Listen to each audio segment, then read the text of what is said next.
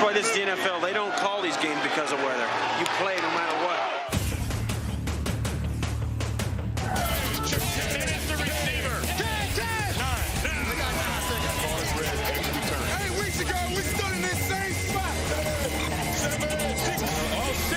Worked his tail off. 4 quarters now, 4 quarters. Let's go. Number 3, Brett, number 3.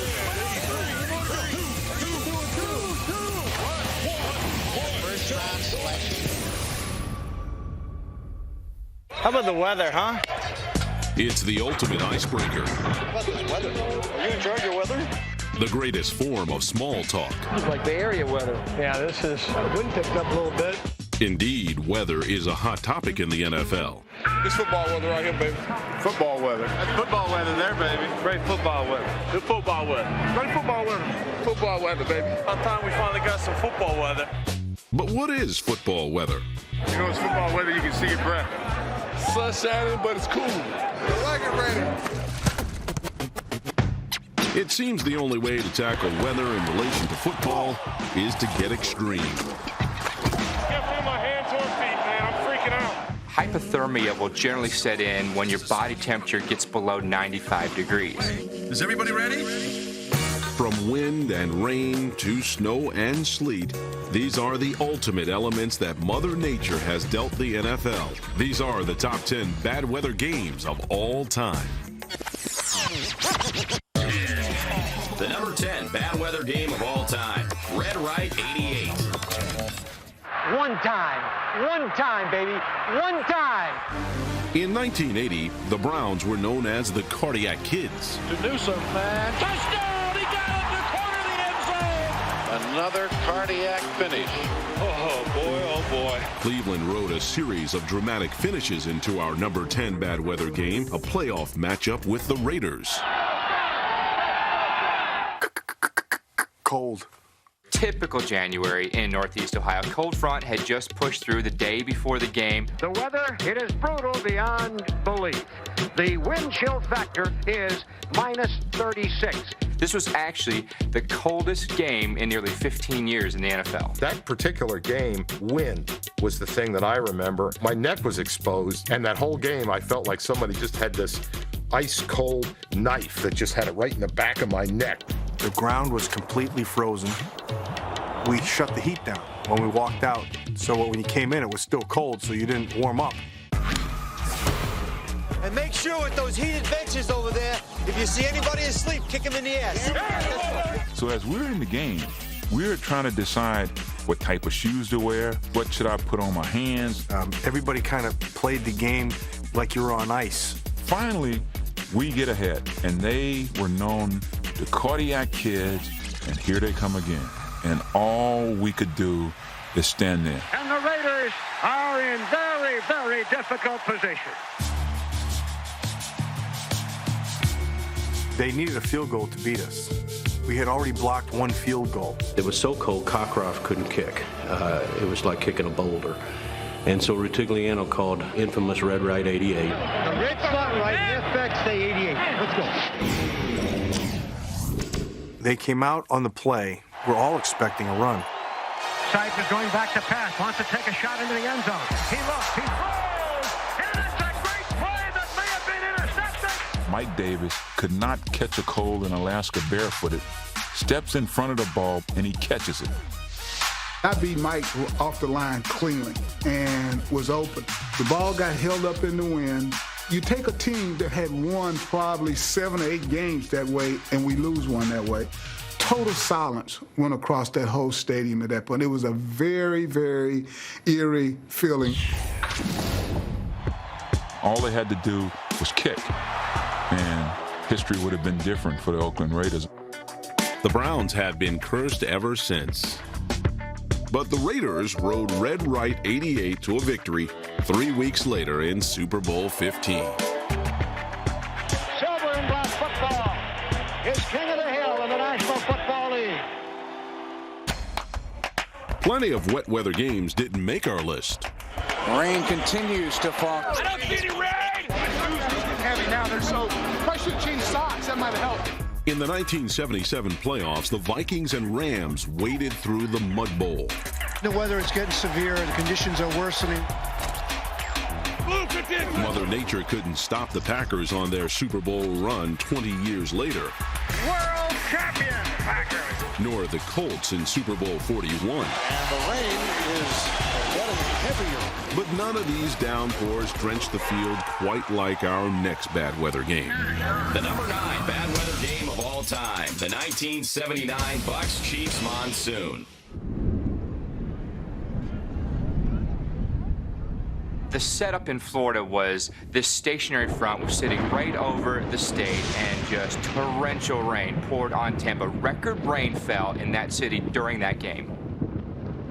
It was one of those days where you wake up on a Sunday and you look out and it's like an Old Testament kind of setting where the clouds are gathering and it's like a day for a hanging or something.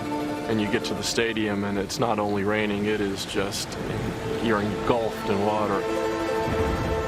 I've never seen so much rain in my life. It didn't sell out. People weren't going to sit in that kind of muck. The stairs almost made it like a fountain. The mayor emergency called for them to open a floodgate, and that allowed us to play the game. A clear exit to their season would take more than a phone call from the mayor for the 9-6 Bucs, fresh off a 3-game losing streak. Now they're looking at, if they don't win their last game, they're not in the playoffs. We're looking at one of the great collapses in NFL history. In desperate need of a win, the stage was soaked, more than set, hosting the Kansas City Chiefs. Nobody could score. Kansas City could do little. They gained 80 yards in the game, but the Bucs could not do anything either. On their most promising offensive play of the game, Jerry Eckwood, rookie running back, broke loose and was on his way to what looked like a 70-yard touchdown run. The ball just kind of squirted loose like a greased pig. Kansas City recovered, but somehow, some way, we put together a drive. We put the ball in position for Neil Donahue to kick a field goal. 19-yard field goal attempt. Awaiting the snap from Steve Wilson. It is a low snap. The kick is up. That's it. The Buccaneers are the NFC Central Division champion. There have been probably no more celebration in NFL history over a 19-yard field goal than this one. I'll tell you what, it was pandemonium in that stadium. I saw guys wallowing in the water, kissing the ground. The players are really whooping it up on the sidelines. This is quite a sight to see. It was the greatest day in Tampa Bay history.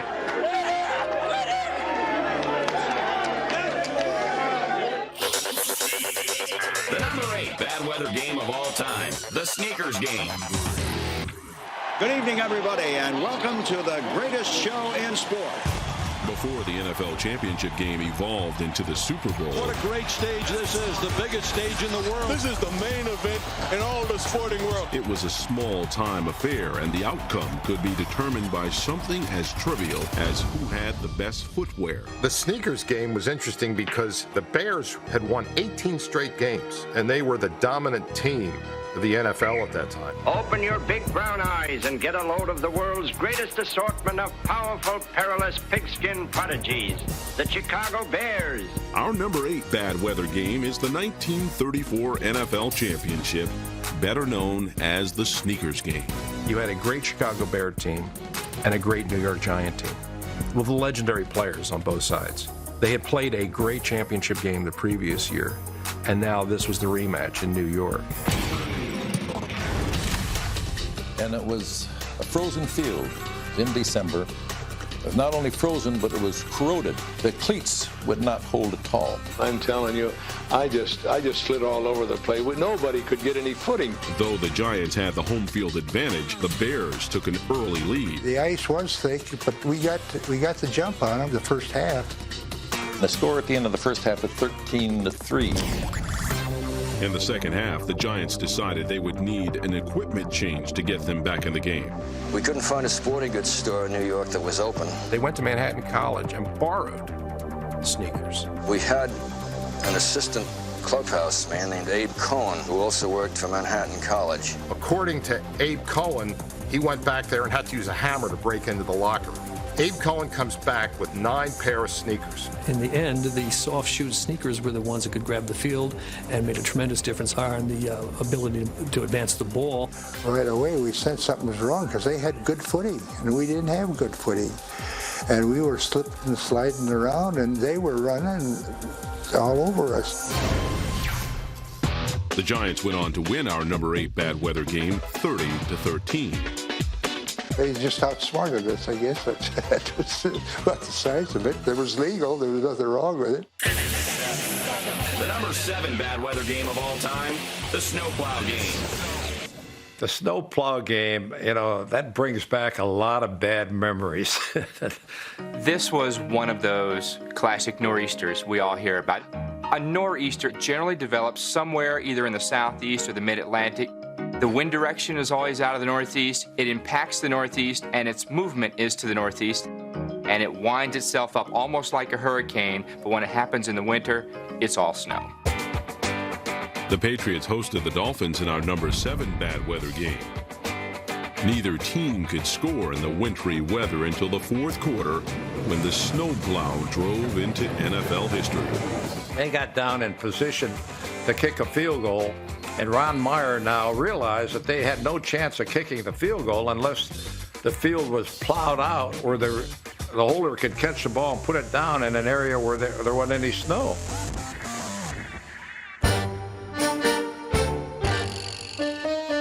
Grogan, our quarterback, Steve Grogan, comes running up to me and said, Coach, why don't you go down and get that snow brush, run it out there, the snow plow, and cut a swath for the kicker to kick the ball, clear it out. A great idea. So I run down to about the 10-yard line, and I grab this Mark Henderson, who incidentally is on work release from Walpole Prison. All of a sudden, down the sideline comes Ron Meyer waving and motioning to get out there. I kind of knew what he was talking about, so I jumped right on the tractor and took off. He starts right down the 15-yard line, swings out to the 22, cuts a perfect arc for our left-footed kicker, John Smith. We kick the thing through, 3 points. Here it is, good snap, set down. If the kick is up, he has converted it, it's good. So John Smith gets the first points on the scoreboard, a 42-yard field goal. A little help from the brush for a man to come out onto the field and clean a spot for his place kicker. I've never seen anything like that. And I'm saying on the broadcast, they can't do this. This is not, I don't know if this is in the rules. Are you allowed to do this? Now, there's nothing wrong and there's nothing illegal about the thing. It was just a spontaneous situation to try to win a football game. It was really an unfair act when you come to think about it. The only thing I could probably perceive them getting all upset about is unfair competitive advantage. That kind of thing should not occur as a result of somebody putting a snowplow run by a convict with a day off from prison. I later petitioned the commissioner that it was the most unfair act that's ever been perpetrated in the history of the National Football League, and I wanted the score changed. And he said, Coach, I agree, but I've never changed the score of a game, and I'm not going to start now. 3-0. And I really didn't think there was anything, I didn't think it was going to be a controversy at all. I should have gone out and thrown myself in front of the snowplow. Actually, it wasn't a snowplow. It was a John Deere 314 tractor. It was a 4-foot brush. It's unusual for a brush to do the job of clearing snow, but I flipped it on, and the rest is history. My name was up on the Diamond Vision board, and the whole stadium was yelling my name. Henderson, Henderson, Henderson, they said. That guy he's a hero now, that convict on work release. The number 6 bad weather game of all time, the 1948 NFL Championship. In a blinding snowstorm, the Philadelphia Eagles meet the Chicago Cards for the world's professional football title. It was not particularly memorable or remarkable, except for the fact that it was played under kind of ridiculous conditions. When we said a snowstorm, we really mean it. When the Eagles took the field that day, there was no field to take. There was nothing but snow. It was almost impossible to play that game that day, but they did. How in the world can you say that was a championship game? I think the fans were cheated that day. They told people, if you show up with a shovel, a snow shovel, and help us clear the field, you can stay for the game. You can get in free to the championship game if you bring a shovel and help us clear the field. I mean, this wasn't just a snowstorm. This was a true blizzard. There was so much snow piled up on the tarp that the grounds crew, the stadium workers, couldn't move it. So they had to go get the two teams out of the locker room to come out. And the players and the grounds crew remove the tarp. Off comes the huge tarpaulin.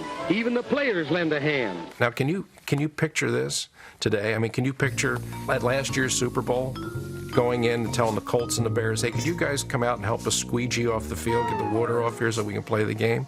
I mean, that was pro football in the 40s, and the players didn't think anything of it. So you've got kind of a makeshift field made. The officials are sort of estimating where yard lines are, whether a first down has actually been achieved. And then there's no scoring for 3 periods till about 5 minutes into the fourth quarter when Steve Van Buren scores a touchdown after a turnover, and that's it. It's a 7-0 game. And the Philadelphia Eagles become the 1948 world champions by a score of 7-0. What makes that game really interesting is the story of Steve Van Buren. Steve Van Buren was living out in suburban Philadelphia. The coach, Greasy Neal, knowing that Steve was a little different, he called him and he said, Steve, you're coming to the game, right? And Steve said, Greasy, they're never going to play this game. He said, Steve, it's a championship game. I think you really ought to try and get there. So Van Buren goes and couldn't get his car out of his driveway. Van Buren goes up and takes a bus to 69th Street in Philadelphia. There transfers to the Market Street L, takes the Market Street L to City Hall, and transfers to the Broad Street Subway, takes the Broad Street Subway up to Lehigh Avenue, and then gets off at Lehigh Avenue and walks 6 blocks through the snow to the stadium. After the game's over, after Van Buren gets carried off the field by the fans, he goes in, changes his clothes, walks 6 blocks to the subway, down to City Hall, Market Street L, and the bus home. That was pro football in 1948. Many championships have been determined by bad weather conditions. In 1962, the Packers blew through the Giants to win the NFL title. Might have been the most brutal game because of the weather and the physical nature of the two teams. Ray Nitschke leaps and tips the pass. It's a gift for Dan Curry, who returns 30 yards. The wind took the Giants' game plan, just blew it away, literally. Curry barrels into King. Nitschke recovers the fumble. 6 weeks after the snowplow game, Don Shula's Dolphins had no qualms using the weather to their advantage in the 1982 AFC Championship. It rained for 3 or 4 days before the game, and they had irrigation pumps to pump the water out of the field, and they didn't turn them on. It's intercepted at the line of scrimmage. It's going to be run in for a touchdown. Us being sprinters, when we got out there, it just really slowed us down. But the 82 Dolphins aren't the only team who rode bad weather to a Super Bowl. The number 5 bad weather game of all time, the 1975 AFC Championship. Covering number 5 on our list starts with covering the field. The weather had been bitter the whole week in Pittsburgh. It had snowed, and they had actually put a big tarp over the field and tented it. The night before, it split or something, and because it split, and all this moisture from the heaters underneath it had run to the side. And when it split, there was still moisture in the field, and it became an ice skating rink. There was a suggestion that maybe the Steelers had iced the field. John Madden come in, and he said to me, "Hey, what happened to the field?" I told him, I said, "The wind cracked. You did it off purpose. They told me you had a water hose out there." "No, I didn't, John. We stood there all night long trying to get rid of that ice." I said, "It's the same for both teams." He said, "No, it ain't. Franco goes up the middle, our guys go around the end, and there's all ice around the end." I said, "Well, go up the middle then." Dirk DiNardo, the groundskeeper there, I don't know if he's told the truth on that, but they made sure that field was icy. That's not an urban legend. That happened. Al Davis made it a point before the game when he was walking around to show the referees that, this was an unfair competitive advantage for the Steelers. Our game was the throwing, the deep ball. So with that ice, we had to move those receivers in, and that narrowed the field for us. I'll never forget Pete Rozelle said to me, well, it's the same for both sides. I said, damn it, Pete, you don't even understand what you're talking about. It's not the same for both sides. Yeah. It's hard to keep your foot in this stuff. The sidelines were ice, just pure hard rock ice. It's cold. It was about 10 degrees. The wind was blowing about 30 miles an hour. The place was packed. And it was a championship football game against two great teams. Number 5 on our list of bad weather games looked more like the Ice Capades than football, as each team struggled to do anything on the frozen field. It was hard for the offenses to get their game together that day. And, you know, both the Steeler defense and the Oakland defense were kind of dominating play. It was unbelievably intense, very physical, no holds barred. Lynn Swann's story captures that intensity. Came across the middle for a pass. I caught the pass. Atkinson, instead of just a tackle, collared me around the head, which was legal at that time, and slammed my head into an icy field. It's just a good, solid, strong hit on him coming across the middle. And then I was out, fumbled the football, and the football's flopping around the field, and the Raiders go out and they recover the ball. I don't think I was as totally prepared for the headhunting that was going to take place. Come on, he is a crybaby from jump street. Not only that, the guy, he was a good football player, but he was soft. I didn't think it would get to that degree or to that level of attack, but it did. Come on, Lynn Swann, soft. Even in the brutal cold, there was no softening of the rock-hard Steelers defense. Back in those days, we were taught that weather is irrelevant. It doesn't matter if it's a huge ice storm or not. You got to go out there and play your best game. Beautiful conditions. Wonderful. It was cold. It was nasty. It was wet. We were rolling our sleeves up. I don't think what the Raiders met was a frozen field so much as a steel curtain. And that was really the story. This was the emerging Steelers dynasty team. Cold intensifies pain. And we were going to really administer some serious pain that second half. And they did. But a defensive struggle turned into an offensive attack late in the game and ultimately into victory for the Steelers. Breaks a tackle. He's going to 20 down the sideline. He's going to go for a Pittsburgh touchdown. I've always believed and said that you can't worry about things you can't control. It was icy. They were very slippery. When you're talking about cheating, that's the ultimate of cheating, definitely.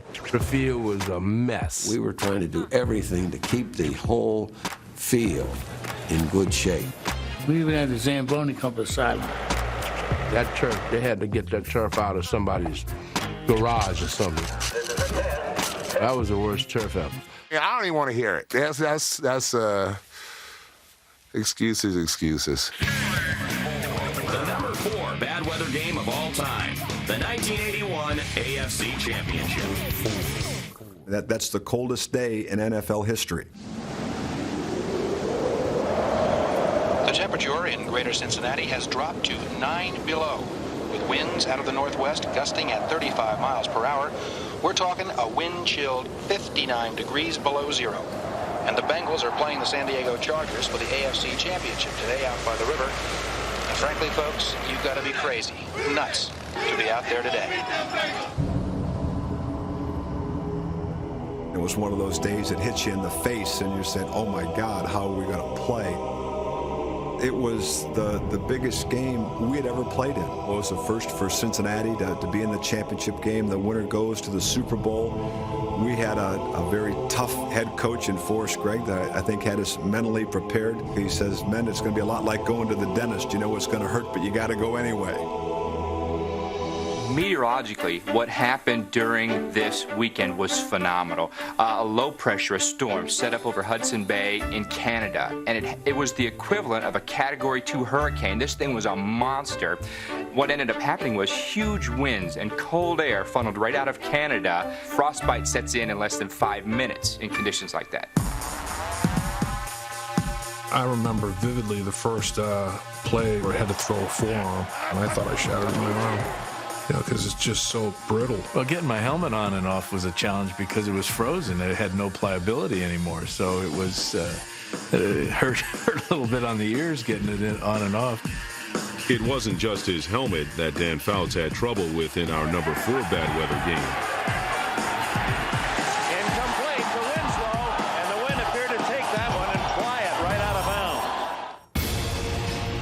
bounds. Bengals quarterback Ken Anderson, on the other hand, was on fire in the frigid weather. Kenny, for his body type, had unusually big hands. And those big hands, in those conditions with a hard, rock-solid, frozen football, he controlled the football better than Dan Fouts did. I did have trouble throwing a spiral that day because of the cold and the wind. And I was amazed at how easily Kenny Anderson threw the ball into the wind and threw tight spirals. And basically, I thought that was the difference in the game, is how well he played and how poorly I played. On the bench, no one was exempt from the bitter cold. That was the first time we'd had the heated benches. And we're on the sideline, so I'm sitting there, and they've got the little slots to put your feet in, and it looked like there was a turnover, so I stood up. My feet didn't come out, and I fell, and luckily I had my helmet on, because the first thing that hit was my face mask, and all of a sudden I'm a little bit groggy on the sideline. It could have been the first quarterback to knock himself out sitting on the bench. I'm sure that San Diego fans, wherever they might be, wishing that this game could have been played on a warm day. And I think it really hurt them that they had to play in 59 below zero wind chill factor. It was so cold, nobody's used to those conditions. You always think, what would this Charger team be like if the conditions were even a little fair?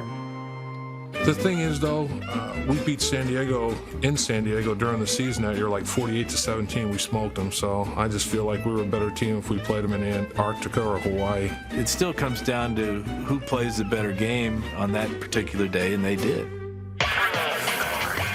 The number 3 bad weather game of all time, the Fog Bowl.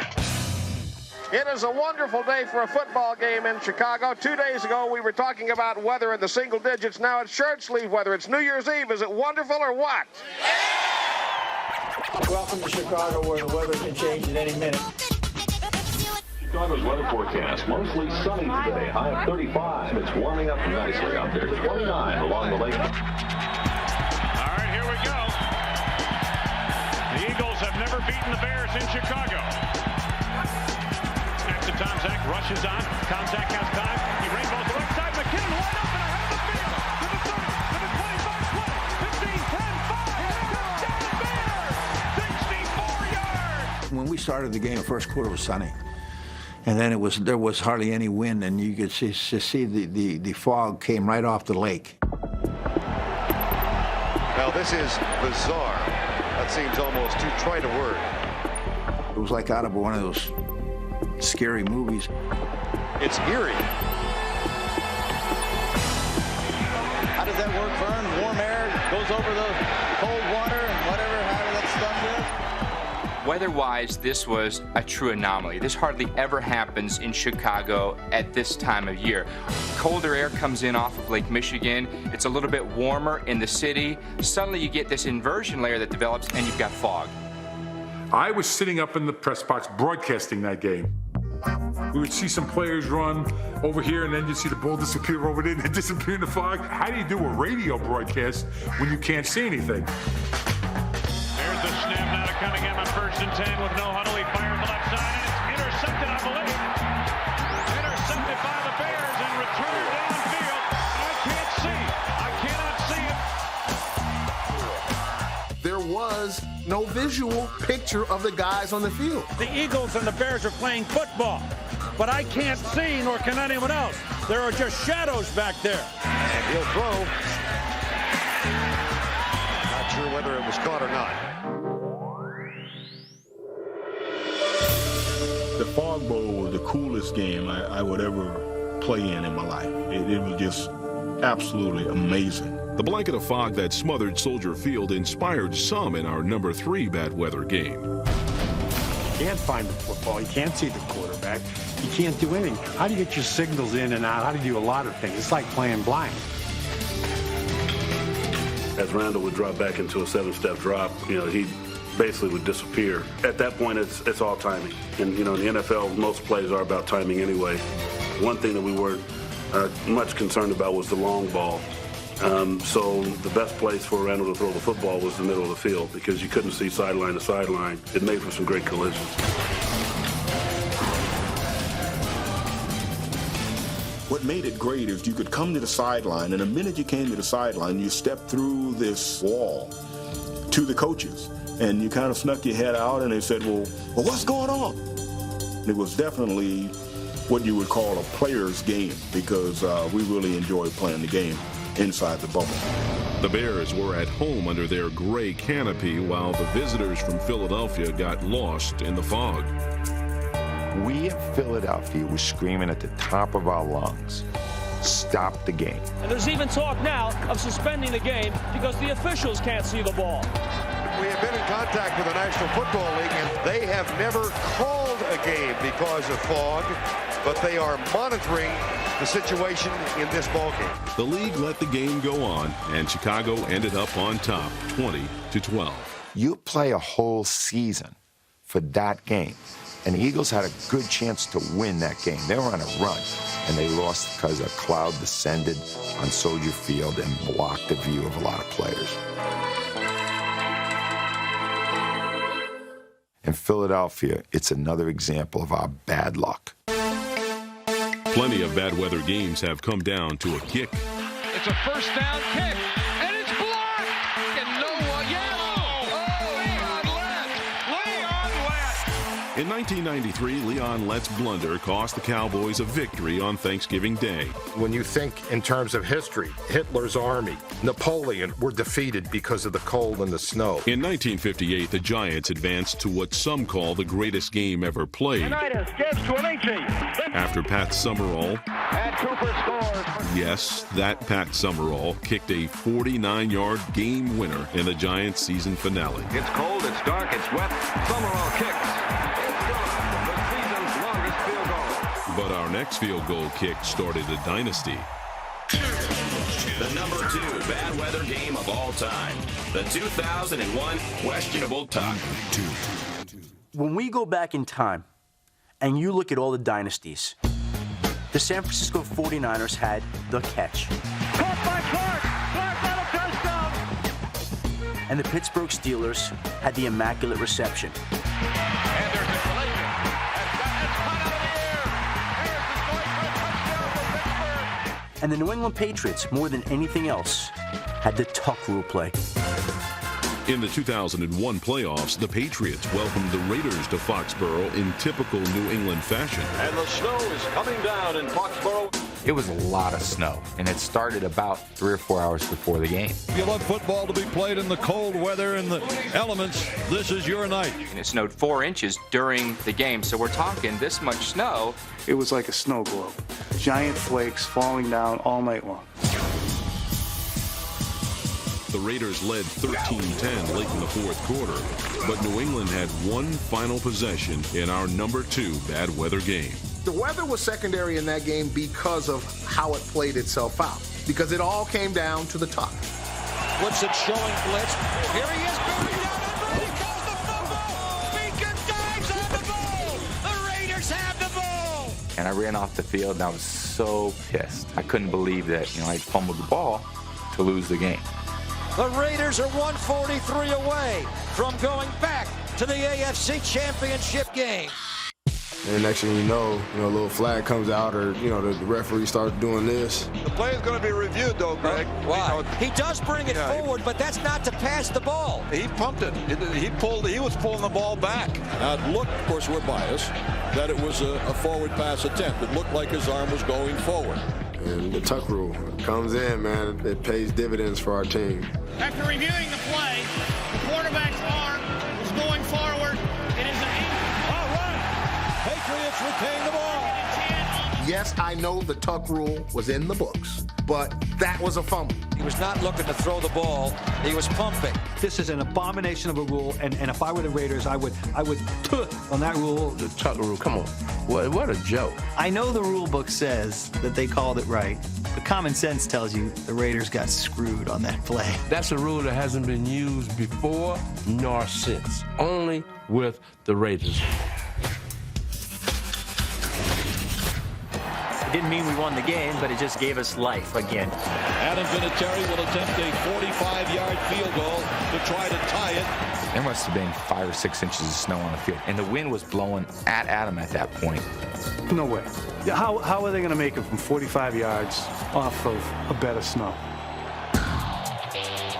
Snap, ball down, kick up on the way. When it left my foot, I was 50-50 if it was going to have enough distance. I didn't know. But it kept going and going and going, and I'm praying and I'm praying. And it is gone. It is gone. 45 yards. Adam Vinatieri kicks it through the snow. How many times would I make it if he gave me 100 shots? I don't know, 10 maybe. It's the second head grab in about 10 minutes. You're like... Our number 2 bad weather game ended in overtime with Adam Vinatieri launching a dynasty with another field goal. And all the big linemen with the size 14 shoes were helping me try to clear a patch of snow so I could get the best footing as I could. Look at it, the Patriots are trying to clear it off the spot. Where's Mark Henderson? You ever get that guy out of jail? The crowd will tell you whether he makes it or not. Snap, ball down, kick is up.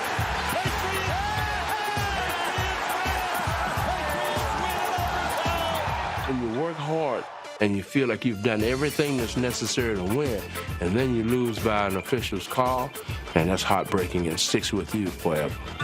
The Raiders' season ends in controversy in New England after having that overturn of a ruling that will be talked about for years. When people think about bad weather and pro football, the first thing that comes to your mind is the ice ball, and that's probably the way it should be. The number 1 bad weather game of all time, the Ice Bowl. You can't find a better game than that. I remember the morning of that game getting a wake-up call, and I picked it up, and the lady said, "Good morning, Mr. Sable. The sun is out. The wind is out of the north. It's 16 degrees below zero. Have a nice day." Green Bay weather. I don't know why. This might be the coldest one. Oh, yeah, it's definitely a record today. You think so? Certainly. It was the coldest New Year's Eve in the history of Green Bay, Wisconsin. When we got to the stadium, there was some talk about postponing the game. And we actually kind of milled around the locker room for a half an hour. And so we didn't know if we were going to play or not. Finally, Coach Lombardi came in and says, "The game's on, we're on, forget about it, get dressed and let's go." Vince Lombardi didn't even want his players to wear gloves in the game, and it was 16 below zero. Hell yes, I'm going to wear gloves. It's 15 below out there. It was ridiculous. They, got to maintain that toughness. You're not going to fool anybody by not wearing gloves and trying to be a tough guy. You're going to look like a fool. Vince said, "I want anybody to miss a ball because of the gloves." Everybody was complaining. Everybody was going up moaning and groaning. And I went up to the equipment man. I said, "Dominic," I said, "give me a pair of brown gloves. He'll never know the difference." Looks were of little concern that day. It was hard enough to exist in that weather. The first play of the game, the referee blew the whistle. He tried to pull the whistle, which was a metal whistle, out of his mouth.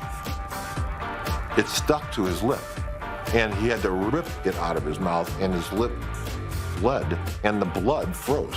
There was never another whistle in the Ice Bowl. We played the entire Ice Bowl listening to the commands of the referees saying stop, and everyone did. How do you like that? That's cold.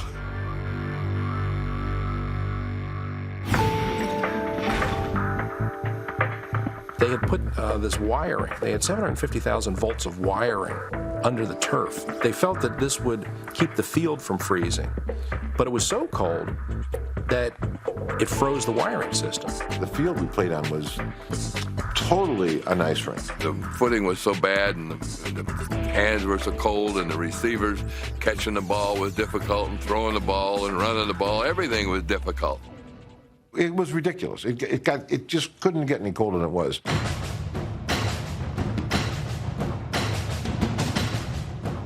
The feeling of the air, it was like being in a meat locker. You know, you can only get so cold, and you can't get any colder. You couldn't see many faces. All you could see is the steam coming out of the mouths of the people. It was just like vapor coming out. There were all kinds of problems with that cold. The Arctic conditions were difficult to adjust to. Some would say impossible, as frostbite and several cases of hypothermia set in. Fittingly, the Packers adapted best to their home field, and their final drive leaves the legacy of our #1 bad weather game. When I think of my team, the Green Bay Packers, I think of that drive. We're on the 32-yard line, 68 yards to go, 4.5 minutes. We knew that this was probably going to be the last time we'd have the ball and that we had to score. That final drive, in the scope of football history, becomes the definition of the Lombardi Packers. Their season is on the line, their championship is on the line, and in a very real sense, their legacy is on the line. I don't know if anyone knows what it is you find when you reach down inside for something and you have to make it happen. I don't know that we've defined that yet. The definition just might be found in our #1 bad weather game on the most frozen tundra that Lambeau Field ever had. Packers trying for the go-ahead score. Starr begins the count. Takes the snap. He's got the quarterback sneak, and he's in for the touchdown, and the Packers are going to be NFL champions for the 3rd straight year. If I ever had to tell anybody what the Green Bay Packers of my era were all about, I'd say go back and watch that 8-9 play drive in the Ice Bowl.